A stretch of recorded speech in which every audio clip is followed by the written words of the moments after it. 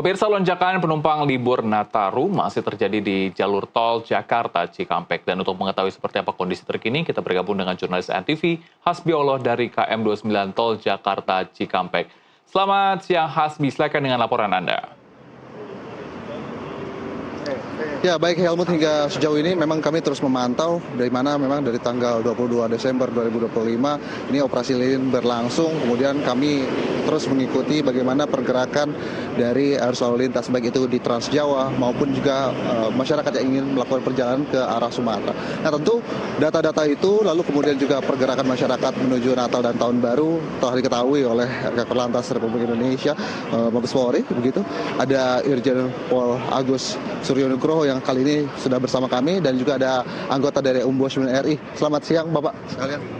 Pak, begini Pak, jadi selama libur Natal dan Tahun Baru ini kan diprediksi tanggal 24, kemudian berbarengan nanti malam Natal. Seperti apa sih Pak? Ini kesiapan dari anggota, kemudian juga seluruh fasilitas yang ada yang dimiliki oleh Kakor Lantas Republik Indonesia Pak. Kalau kesiapan anggota barangkali sudah siap sekali ya, karena memang operasi ini sudah kita rencanakan berkolaborasi dengan stakeholder, semua instansi juga menyiapkan semuanya. Dari negara hadir menjamin bahwa Harkam Tipmas harus terjaga. Terus Kamsel Tipta Rantas. Memang untuk prediksi mudik pertama itu tanggal 20, itu tembus traffic counting-nya itu 189.000 yang melintasi jalan tol yang keluar arah Jakarta dan arah Sumatera. Dan hari ini diperkirakan arus puncak mudik yang kedua. Nah, nanti akan kita lihat traffic counting-nya berapa, apakah di atas 189.000 atau mungkin di bawah. Tetapi kemungkinan lebih, karena kebijakan work from anywhere. Jadi hari ini pergerakan masyarakat yang akan wisata Natalan termasuk berpergian diperkirakan hari ini. Tapi Pak, yang kebijakan yang signifikan begitu, baik itu window system, lalu kemudian juga apakah memang sudah ada kontraflow atau belum, ini kan belum dilakukan. Apa memang itu merupakan indikator bahwa Nataru kali ini masih cukup lengang begitu?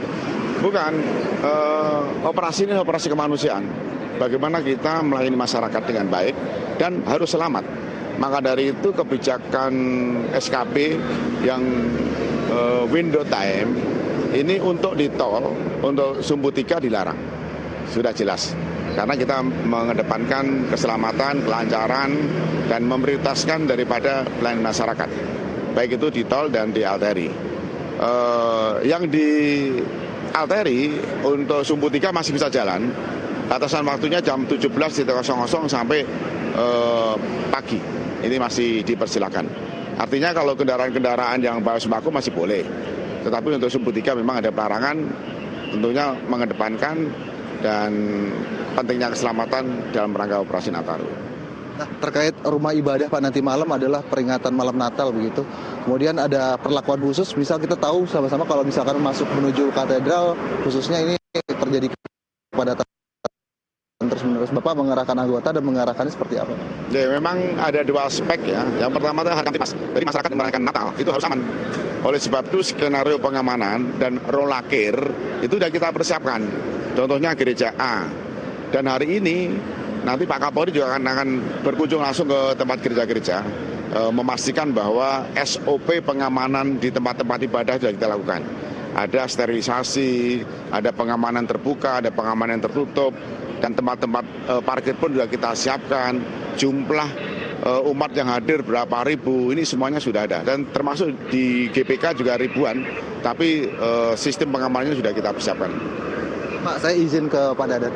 Bapak izin, Ombudsman kali ini ataupun pagi menuju siang hari ini bertamu ke sini untuk meninjau secara langsung. Nah, secara keseluruhan terkait fasilitas, teknologi, dan tadi mengamati secara langsung di dalam bagaimana pergerakan masyarakat, Ombudsman menilai seperti apa Pak?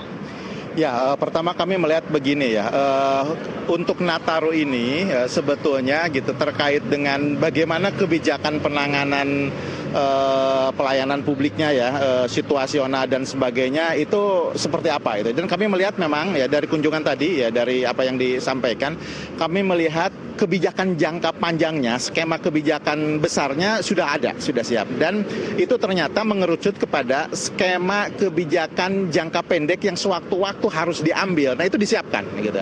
Nah justru lewat command center ini ya, nah ternyata kesiapan untuk setiap saat kalau harus ngambil keputusan tertentu, datanya, referensinya itu udah ada gitu ya, dengan terintegrasi ya, baik itu lewat apa namanya drone tadi, lewat SMS blast, kemudian lewat juga CCTV yang tersebar di mana-mana. Ini kami melihat sudah cukup komplit. Jadi kebijakannya memang kalau ditanya ini harus kapan kontraflow dan sebagainya, skema besarnya sudah ada, tapi untuk dieksekusinya kapan, nah itu tergantung situasi dan datanya udah instrumennya udah ada, udah siap. Nah itu yang kami apresiasi.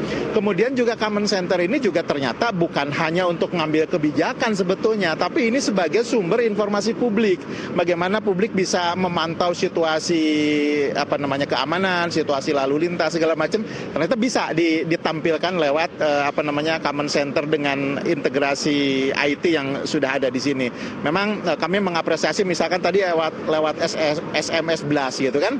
Nah, itu kan setiap saat bisa menyampaikan informasi ke publik ya, apa yang terjadi di sekitar sini seperti apa. Juga publik juga kan sekarang apa namanya CCTV-nya on semua, kita bisa mantau. Nah, saya sendiri kalau mau mudik atau mau ini kan, wah ini kita gimana nih situasinya nih. Lihat CCTV semua dicek. Nah, itu kan bisa menjadi informasi juga untuk publik. Jadi memang ini berguna untuk dua, pengambilan kebijakan di para pengambil kebijakan dan informasi untuk publik juga bisa cepat. Itu yang kami apresiasi. Dan terima kasih Ombudsman, Bapak sekalian, Pak Kakor Lantas, selamat kembali bekerja. Terima kasih Pak. Ya itu tadi apa yang disampaikan oleh Kakor Lantas Mabes Polri dan kemudian juga ada Ombudsman Republik Indonesia. Lalu tadi ada Wakil Menteri PAN-RB yang juga berkunjung. Di sini seluruh fasilitas penunjang untuk mudik Nataru ini sudah lengkap sekali dan tentu masyarakat dihimbau terkait dengan peringatan-peringatan cuaca yang kali ini memang BMKG menyatakan bahwa akan ada intensitas hujan yang cukup tinggi, maka tetap berhati-hati dalam melaksanakan libur Natal dan juga Tahun Baru bersama keluarga. Saya kembalikan ke studio Helmut. Baik, terima kasih laporan lengkap Anda, jurnalis NTV Hasbi Olo melaporkan langsung dari kilometer 29 Tol Jakarta Cikampek. Selamat bertugas kembali.